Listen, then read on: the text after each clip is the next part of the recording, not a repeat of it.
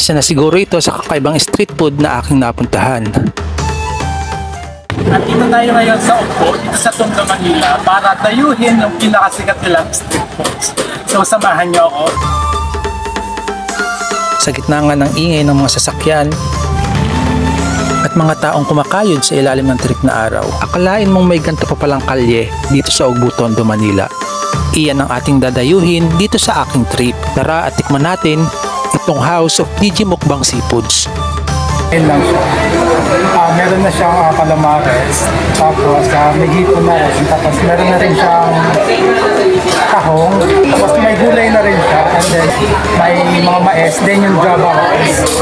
Worth for sharing naman siya, pero pwedeng solo lang din. Sa kanilang ang inaalok na pagkain sa Bilao ay tiyak na susuko ang inyong mga sikmura. Sa isang serve nga lang ay mabubusog na kayo sa kanilang calamares, tahong, hipon at gulay na may kasamang java rice.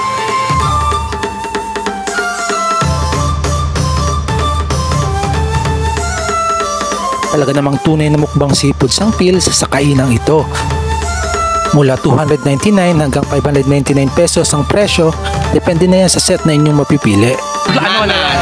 Musa. Ako kumain sa Mama's House. Mama's hindi mamaw ha. Lagi tatandaan. Hindi porket letter M, kala mo mamaw na. Saan matatagpuan Mama's yan? House, matatagpuan sa Paraiso kung saan si Epat Adan. Kaya ano pa hinihintay natin? Harap na.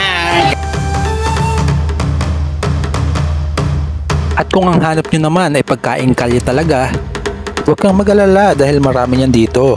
O ipadyak na ang mga paa at tayo'y gugora.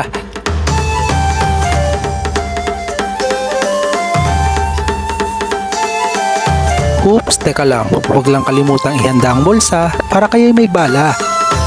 Tikman natin yung ano nila, yung una natin na cake daw ito.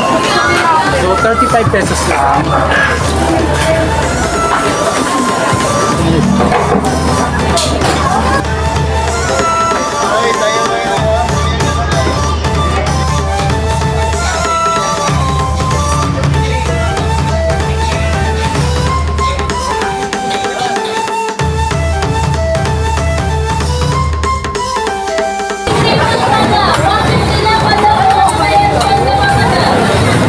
Maasim yung strawberry lang.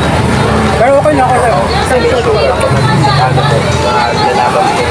May asukal siya. Yung tamis saka yung ano nyo. Nagpaala na gumel. Pati sa ngipin ko, dumidikit. Ito ang galang di ka magugutom dahil busog ka dito sa kalye ng Ugbo. Hi!